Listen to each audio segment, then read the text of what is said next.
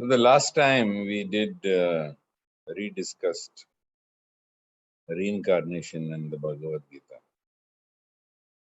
So I explained to you that what leaves the body is not just the individual soul, but it's also the subtle body.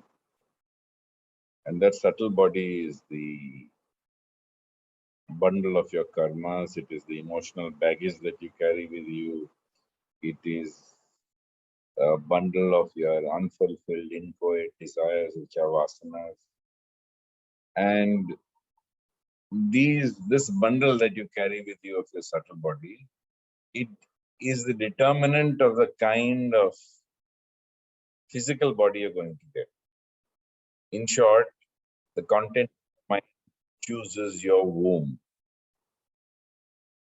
And since the content of your mind chooses your womb, your activities in this life, which are constantly changing the content and context of your mind, are always influencing your next birth. So in fact, if you look back upon your last month, let's say, or last week, all your actions are determining your next birth. And it's not just that they are determining your next birth.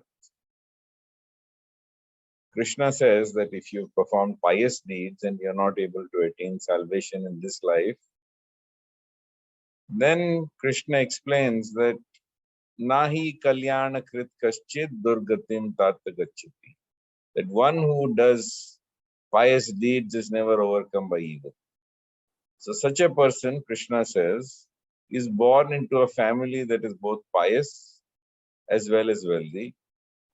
And he takes up his spiritual journey exactly where he left off. And those who have performed their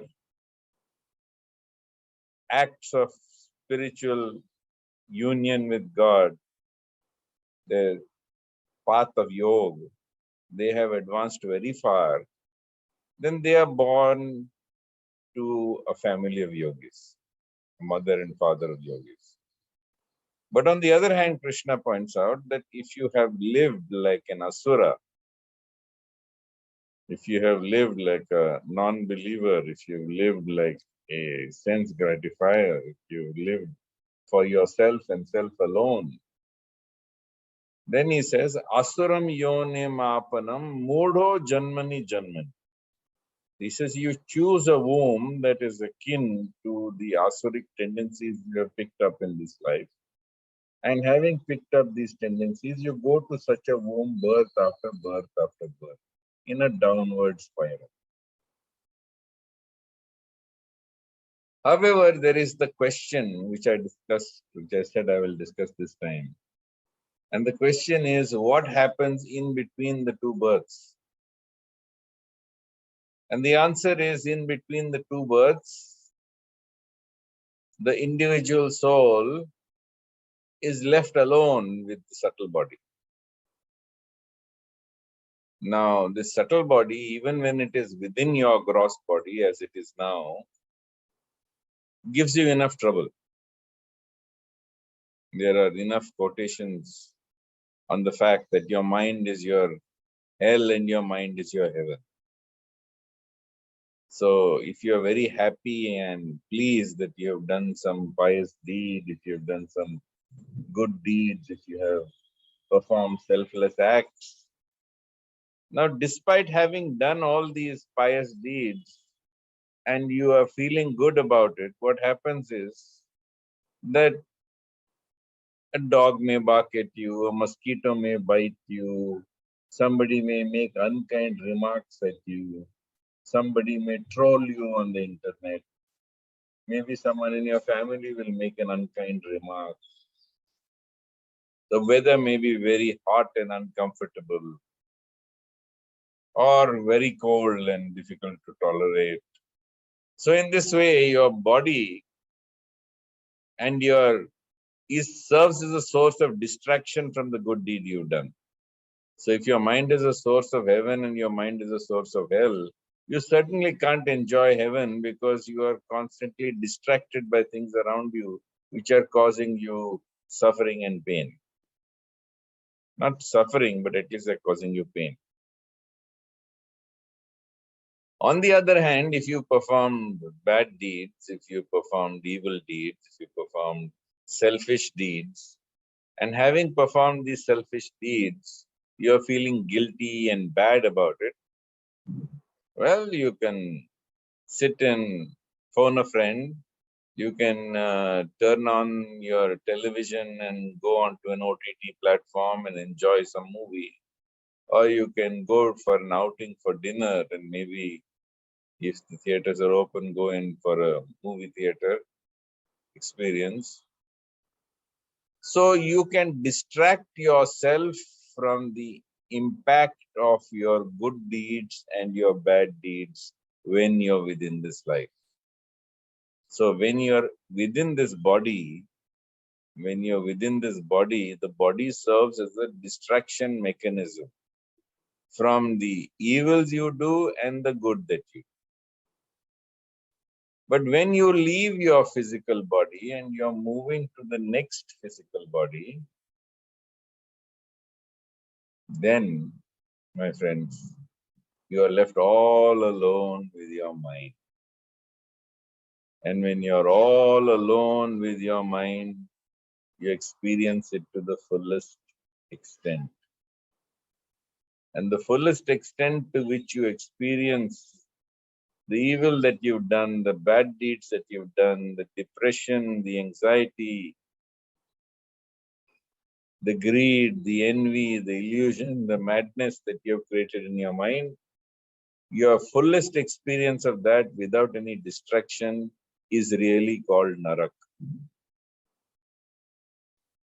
So this Naraka is experienced in the transition between one body and another. And it is experienced by being the content of your mind. And therefore it leads you through the same sufferings you've caused within this life. Whereas if you have performed pious deeds, if you performed good deeds, if you performed deeds that have been selfless, then these deeds that you perform, you also experience to the fullest extent within, without the distraction of the physical body, as the subtle body with the individual soul moves from one body to the next. So these good deeds that you experience, the peace that you experience, the happiness you experience, the joys you experience in your subtle body as you move from one body to the next, this is called Swarga. So Swarga and Naraka are in your mind right now. And Swarga and Naraka are experienced in greatest intensity when you move from one physical body to another. Of course, every scripture has descriptions of hell and heaven and purgatory and so on and so forth. But you should understand that essentially this is the correct understanding that your mind becomes the repository, it becomes the storage bin of all your positive and negative emotions, all the deeds that you perform. And this is carried with you from one body to the next. In the interval between the bodies, you experience it as Swarg and Narak. And when you are going to be born, the positivity or negativity, the piety or the wickedness that you carry with you determines the womb that you next inhabit. So this is about heaven and hell. But as I pointed out, I'm going to talk to you also about change. Now, one of the arguments that exists is this world real? Or is this world an illusion? One school of philosophy by Advait philosophy, says Brahma Satya Jagat Mithya Jivo Brahma Evan Aparaha. It says that only divinity is real. This world is an illusion. And there is no difference between the individual soul and the divine. So is this world an illusion? If you study the Bhagavad Gita very carefully with a fine tooth comb, you will never find anywhere in the Bhagavad Gita the term that this world is an illusion. Never. In fact, the Sri Krishna Mutt in Udupi, the Ashtamats that are there, there are 8 mutts and they rotate between them the management of the Sri Krishna temple. So they regularly and routinely used to have a challenge competition that any scholar from any branch of philosophy using the Bhagavad Gita should demonstrate that the Bhagavad Gita says that the world is an illusion. And in truth, there is nothing in the Bhagavad Gita which says that the world is an illusion. Nothing. No one has claimed that prize money. So the world, according to the Bhagavad Gita, is not an illusion. Prakriti is eternally existing. Jivas or individual souls are eternally existing. And God is also eternally existing.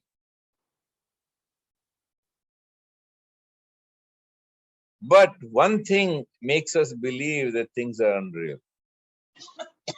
What is it that makes us believe that things are unreal? The temporary nature of Prakriti. Krishna says in the Bhagavad Gita, Na sato vidyate bhavo na bhavo vidyate satah. Ubhayor api drishtantastva anayastatra darshibi. Very clearly the Bhagavad Gita points out that those who have experienced the truth have come to the conclusion of that which does not exist, there is no endurance. And of that which exists, it never ceases to be. This they have concluded by studying the nature of both. So everything that you have around you is constantly changing. So Krishna says this, that of that which is not existence, there is no continuance, and of that which is real,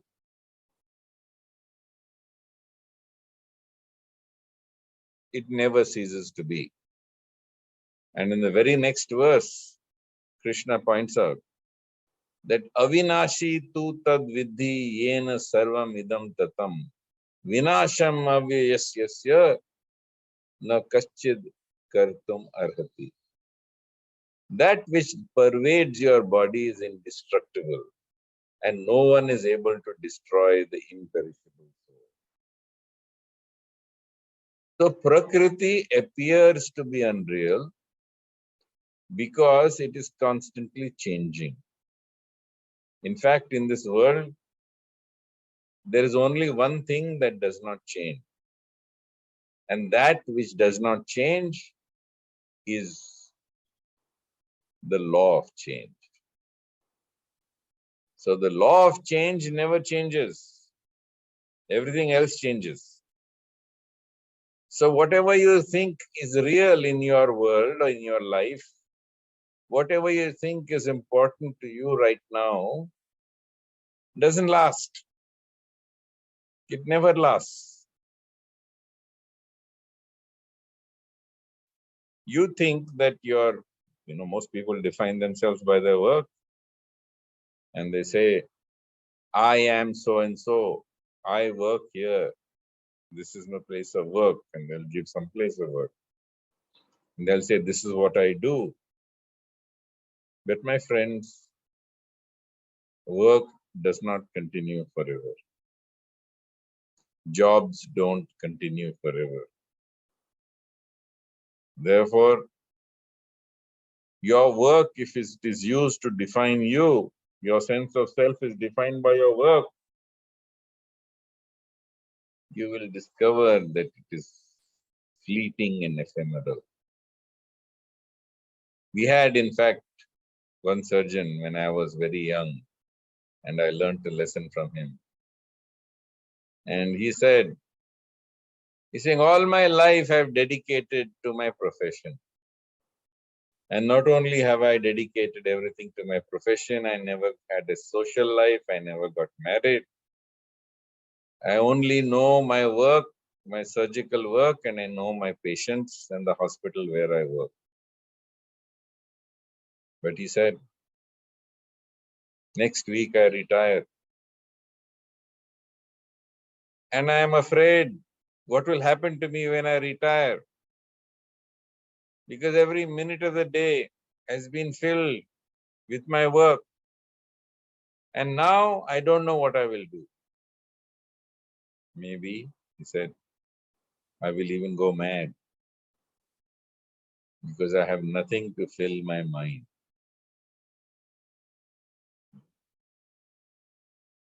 So if you think that your work is going to last, let me assure you that work does not last, at least not the way it is in the present moment. Even if you're continuing in your job or your profession or your business, you will find the world is changing so fast that unless you change along with it, parallel to it, congruent to it, responding to it, your business will vanish. People who are self-obsessed are not attuned to the changing environment. And when they're not attuned to the changing environment, they meet with disaster in their work at some stage or the other. Therefore, it is so important to understand the law of change and that you must be observing this change and responding to it. Even Peter Drucker in his book, The Entrepreneur, says, an entrepreneur is one who anticipates future change and then leverages it for economic and social well-being. So the way the world is changing, it's changing faster and faster and faster. And unless you are constantly aware of these changes and unless you're adapting to them, unless you are in fact leveraging them for your social and economic well-being, you will find that this change will hit you just like a train hits some person sitting on a railway track.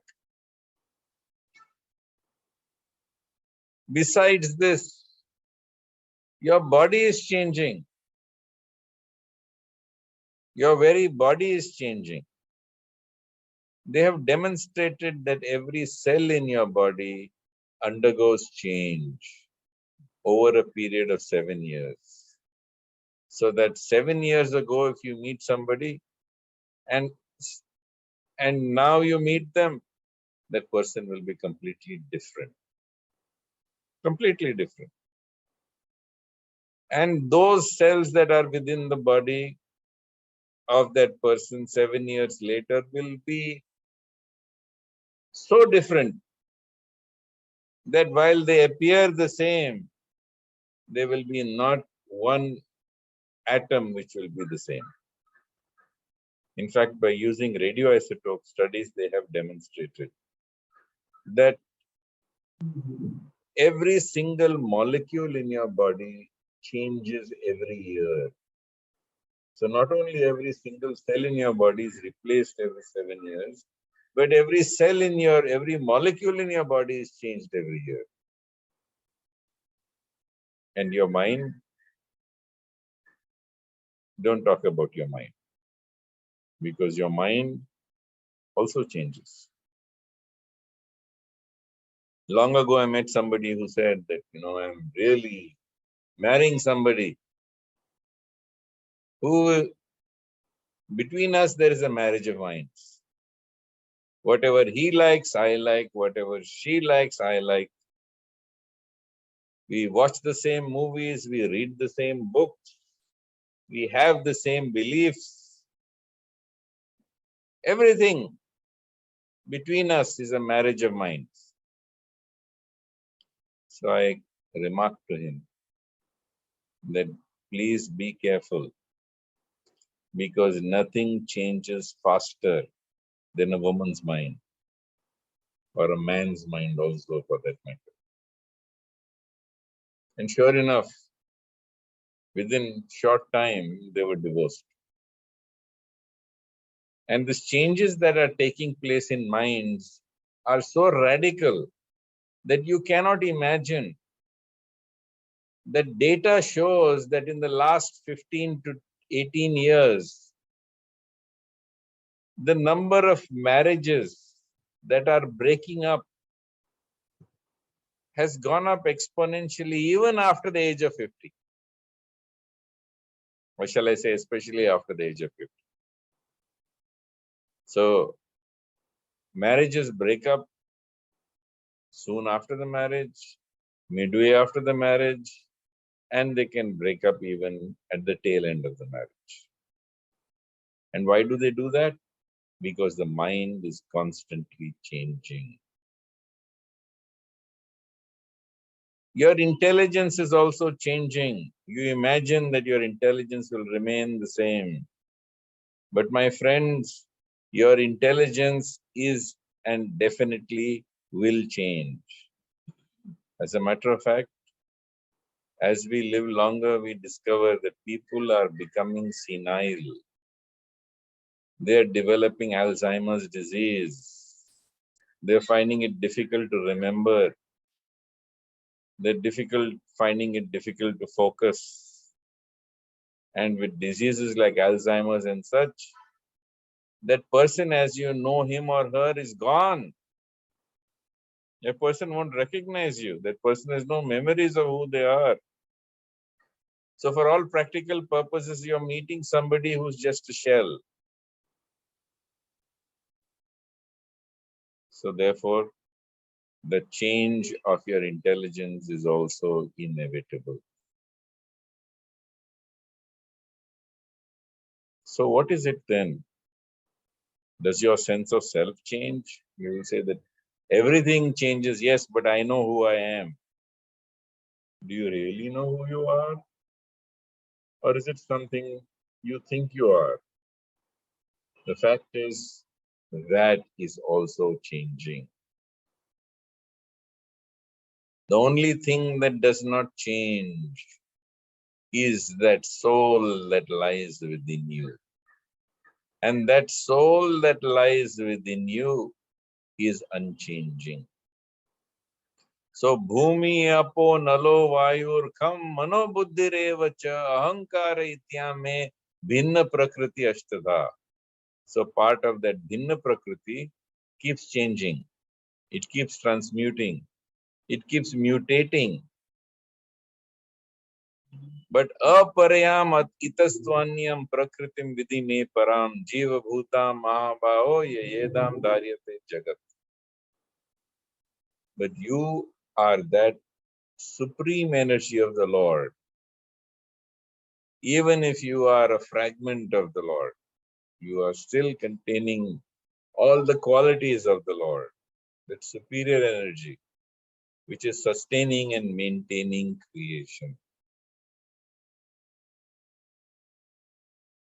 So, to realize the spiritual identity, you have to negate, you have to annul, you have to annihilate, you have to surrender the sense of identity you have with your Prakriti,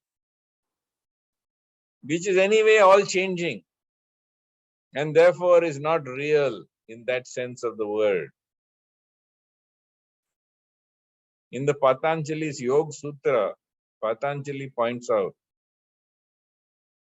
that the sources of all suffering come from avidya. And avidya or ignorance comes because we see permanence in impermanence.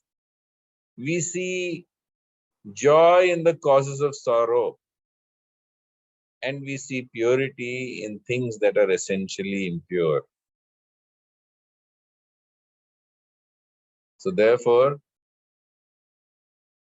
if you want to become free from avidya, if you want to become free from suffering, if you want to become free from ignorance, the first thing is to realize that everything in this world is changing and everything is impermanent.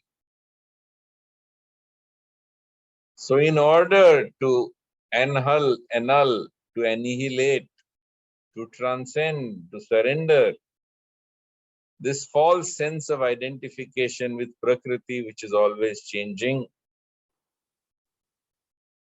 you need to center your mind on God. And to center your mind on God by performing all your actions in a spirit of devotion and renunciation to that all-pervading Lord, and keeping your mind silent by chanting His holy name. Yattah pravrittir bhutanam yena sarvam idam tatam swakarmana abhyarchaya siddhim vindati manavaha. By performing your God-given duties as a sacrificial offering to this all-pervading Lord, each individual can attain perfection. Each and every individual can attain perfection.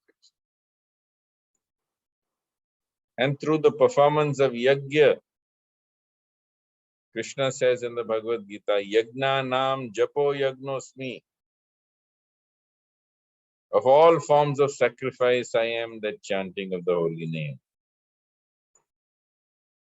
By offering everything as a sacrifice to that all-pervading Lord, and by constantly chanting the holy name when your mind is otherwise unoccupied by God, chant His name.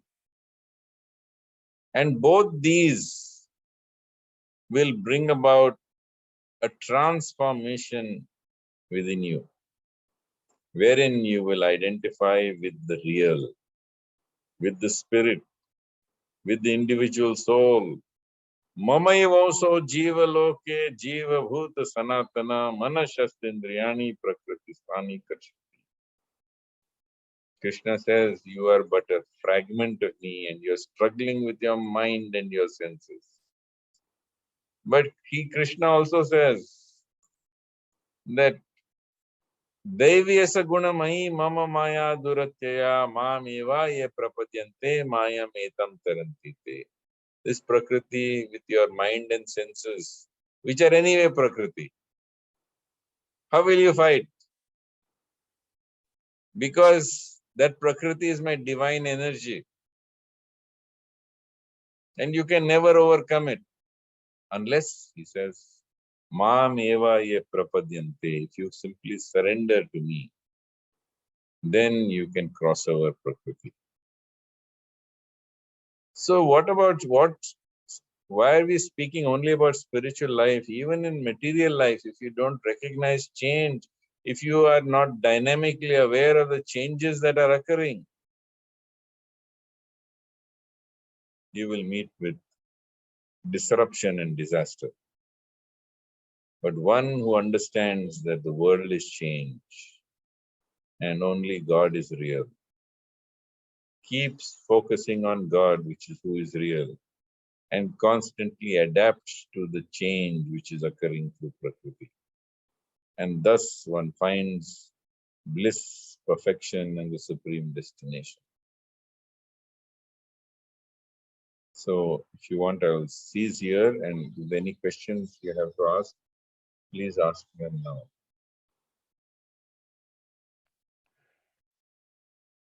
Yes, sir. Good morning. Can you hear me? Yes. Okay.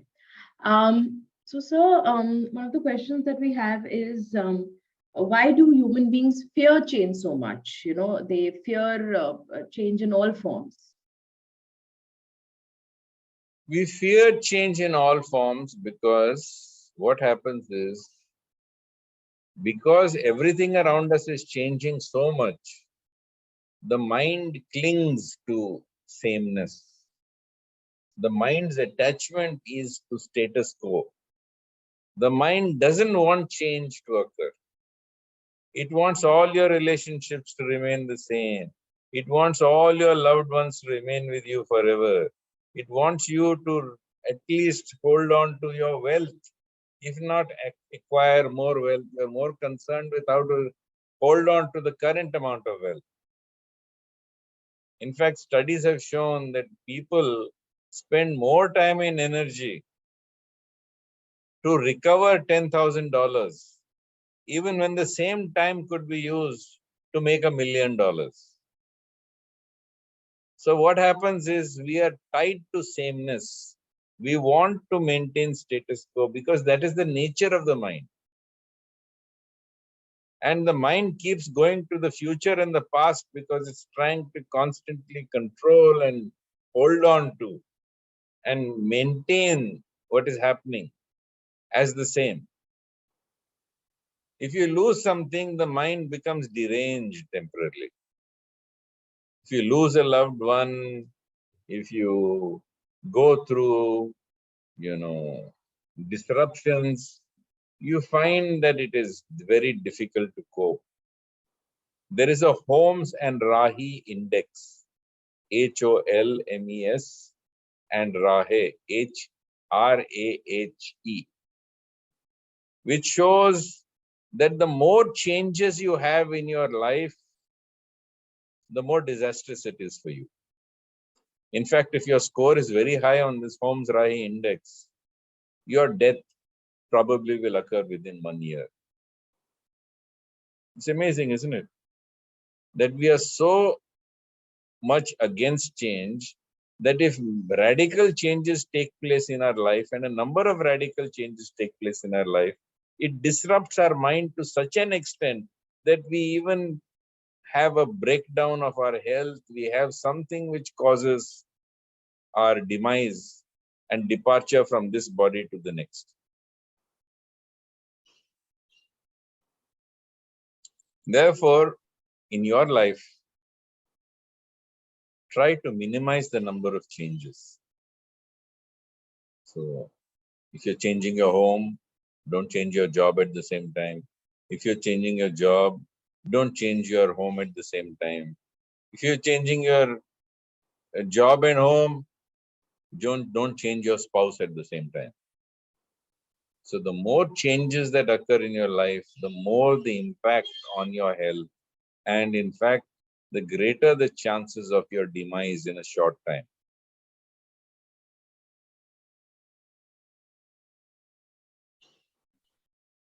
Dr. Shantanu, you of course spoke about someone you knew when you were talking about a marriage. In all relationships, especially in a marriage, you often expect your spouse to change. What you perceive to be the bad qualities that she does this, he does that. So is it the right way to really? Can we really expect people to change in that way?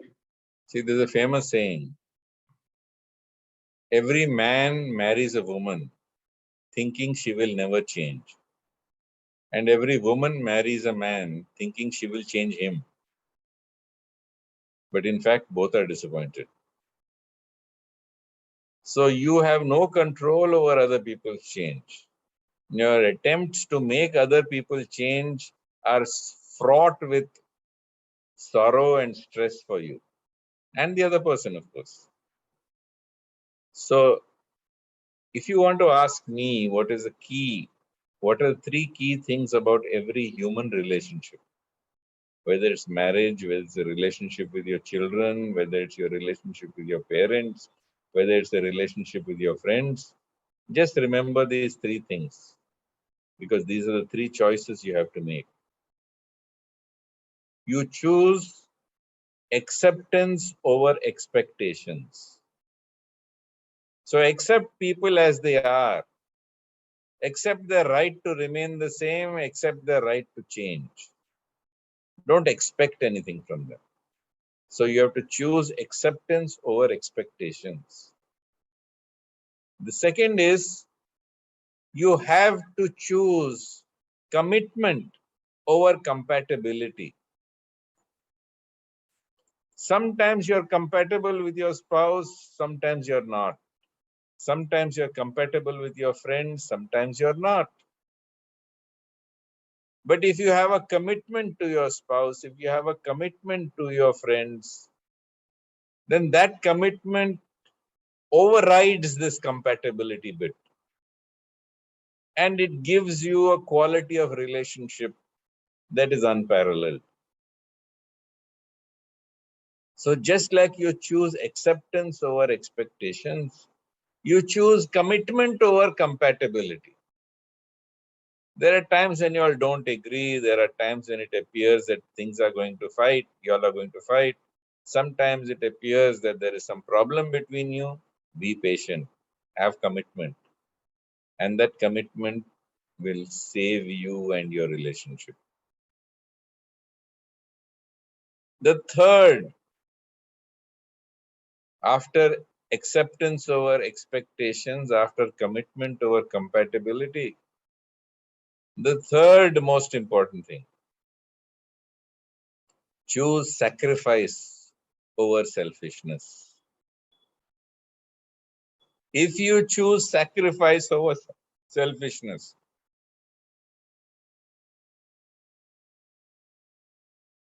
the relationship is very unlikely because it requires sacrifice from both sides. The relationship is very unlikely to ever break up.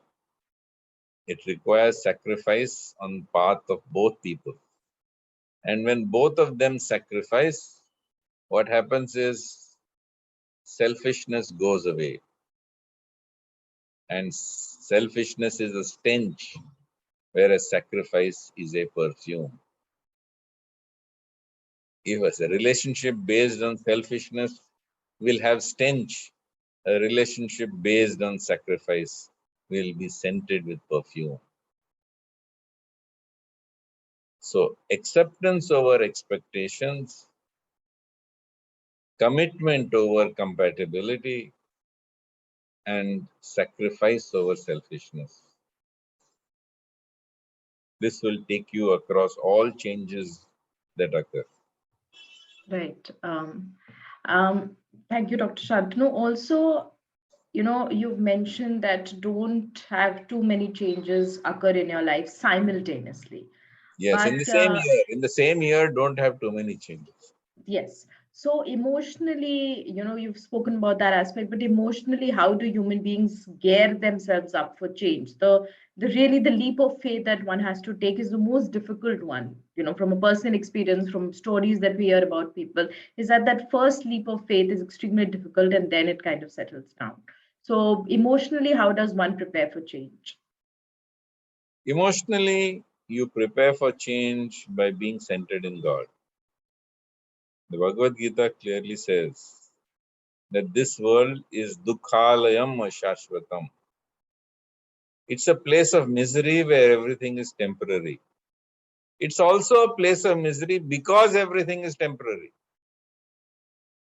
And because the nature of the mind is not only to become attached to things and not want them to change, but to maintain the status quo. Therefore, as the things in the world keep changing, the mind, which is designed to attach and hold on to status quo, causes or experiences great suffering. So Krishna tells Arjuna that not only is this a dukhalayam, a shashvatam, he says this is a nityam, a sukham lokam. Because it is a nityam, because it is impermanent, you cannot find lasting happiness in this world.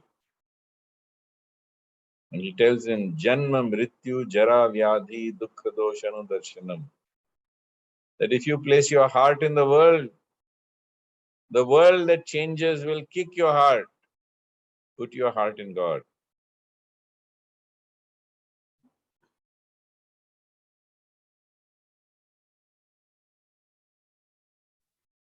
Okay. Great. Thank you so much, Dr. Shantanu, for this enlightening session. I think these were the questions that we have for this week. We've still got some time. So in case you want to add to the session or anything you want to say. So this is very important. If you accept change as a given, then when change comes, you are not astonished. But if you don't accept change as a given, when it comes, you struggle. Actually, what is suffering? Suffering is when you try to struggle against the changes that are happening in your life. If you accept and embrace the changes that are occurring in your life, if you accept that not a blade of grass moves without God's consent, and everything that is happening for your best because God is doing it, then you will embrace change, even if you don't understand why it's happening for your best.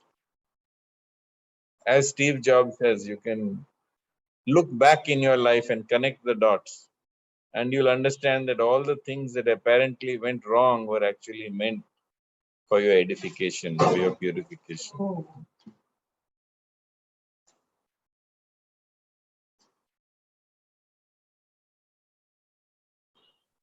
great. So great. Thank you so much, Dr. Shantanu. And we look forward to the next session. And thank you everyone who's joined in and watching us live.